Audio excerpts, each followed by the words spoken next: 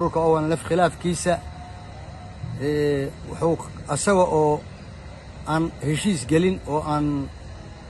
oo waqti hore ayaa dhibaatada ku soo dhacday. heshiiskaasna wuxuu ka soo bilowmay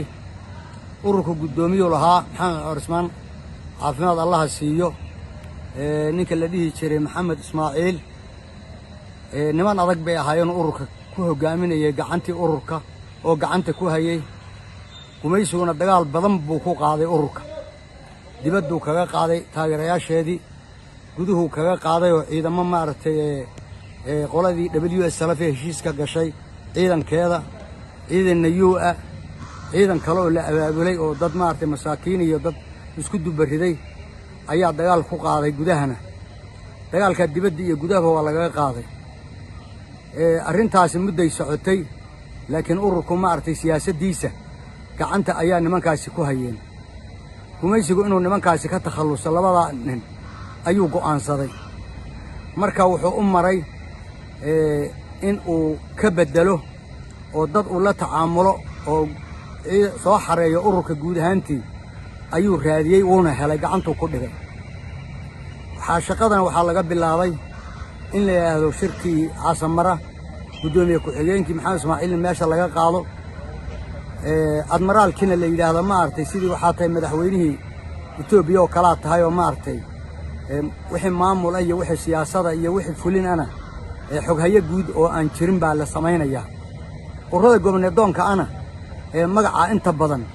ma isticmaalaan gudoomiye ku-xigeen bay isticmaalaan oo kolba kii maartay hadduu gudoomiyuhu tago gudoomiye ku-xigeenka meesha buuxiya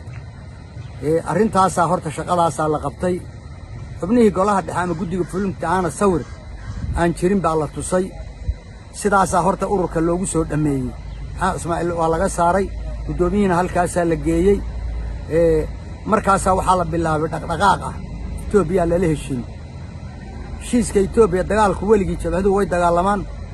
ama jabhad gobolneedoon ha ahaato ama mid wadanka rabta xukunka rabta ha ahaadee laakiin wada hadal wuu dhacaa wada hadalka annaga aan diyaarka u ahayn jabhadu lagu heshiiyay wuxuu ahaa heshiiska Itoobiya inagana dhaxmaray inuu noqdo heshiis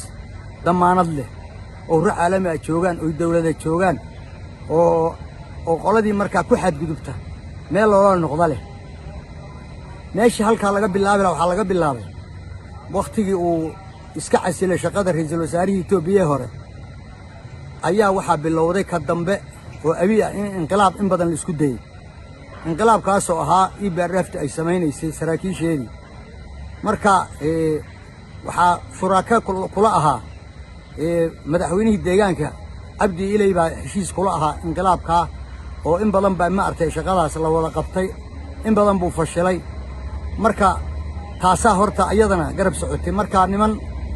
heshiis la noqday oo xilligii ma artay wada hadallada oo Ibrahim Dheere markay qayb galayay oo Mawdi Hayir la diray oo korneyl ay meesha isugu tageen kuwii aan la dagaalameynay oo aan jirin arrimaha dibadda Itoobiya ayna ka qayb galin habeeyaraatay xafiiska ra'iisul wasaaraha la taliyaal kale ayna ka qayb galin adduun kale uu sawir u haynin ayaa qol madow lala galay koox ma artay heshiis gaar ah la gashay Itoobiya oo ma artay ay ku xidhnayd oo dhaqaale badan ku bixisay oo ururka horta halkaas horta laga soo galay waxaan kale oo dhanba sakaraad buu ururku ahaa nimankaasana gacanta ku hayay waxay soo wadaanba ilaa ay keeneen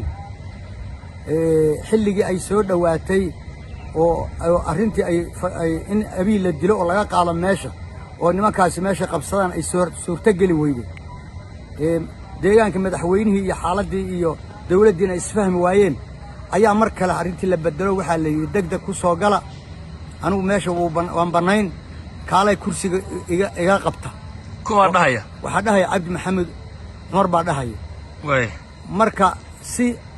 uu asagu kursi u bixin karo anu ma garanayo dawladda Itoobiya oo nagumaysanay intaasoo sano ayadaa ninkay rabta keensan ayadaa laakiin nin uu maartay deegaanka xukuma cid uu keeni karo oo dhihi karo adigu oo heshiis kula noqon karo ayaduna aqbalaysa maba jirinba oo aqli aan caadi ahayn oo shaqaynaynin buu ahaa aqligaas marka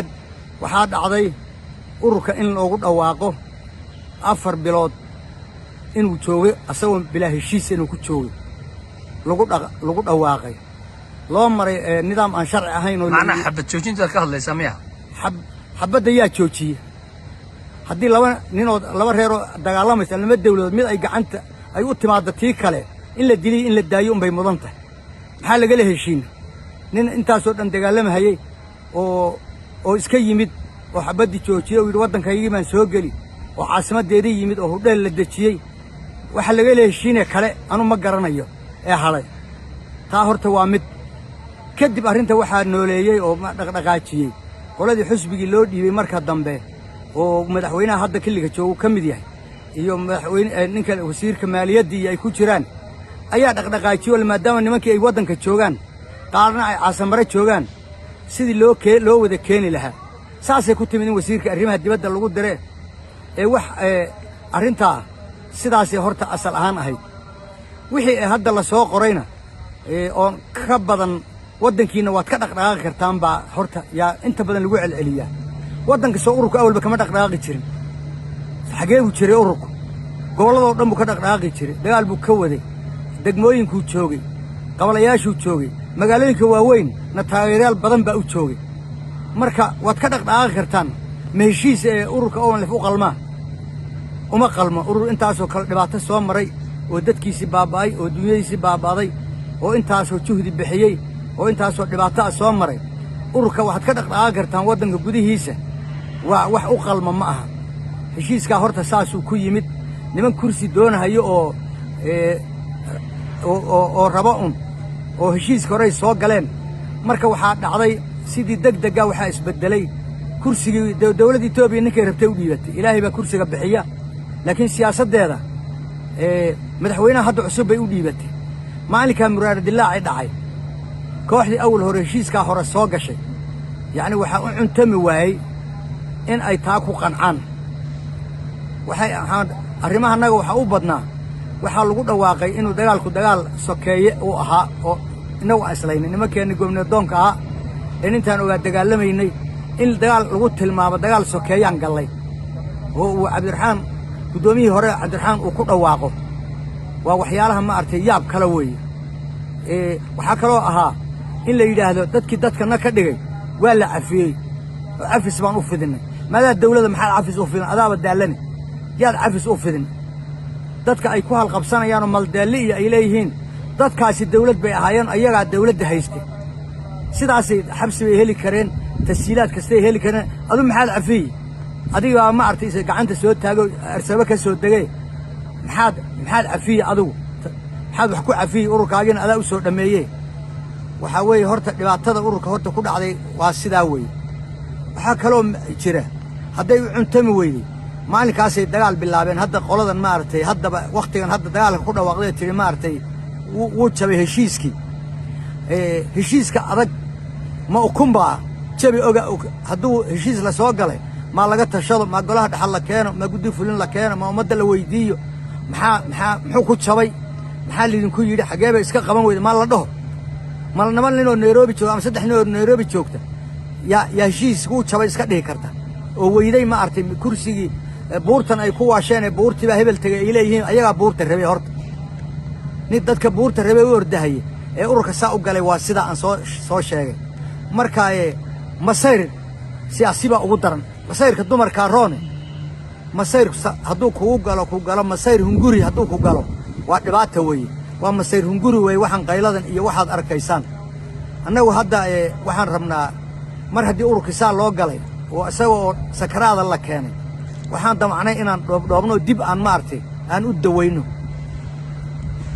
diyaar umay aha laakiin anagu diyaar baan u nahay inaan ummadda Soomaaliyeed ururino oo ONLF aan ururino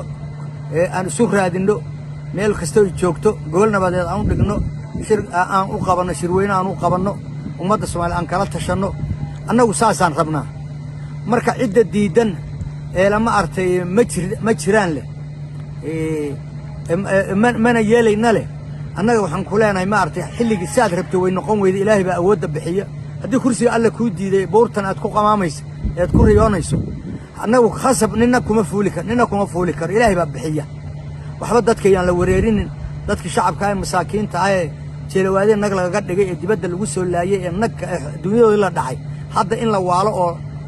kudheela lagu seexdo oo liyaa gabdhaha shaqan qabanayna dahabkiina soo gada oo lagu baadho hadda 7 sano gabdhihii waxba kuma hadhin gabdhihii dibadaha ama waxoogaa ganacsiga haystay si urur iyo si beelaba waa loo baadhay dadka dhibaatada ilma arha laga daayo dhibaatada ka daaya dadka yaan la wareerinin haddaad rabtaan dood haddaad rabtaan iyo u imaada dadkiinni waddankiinna gudihiisa imaada jabhadda u imaada way joogtaaye la dooda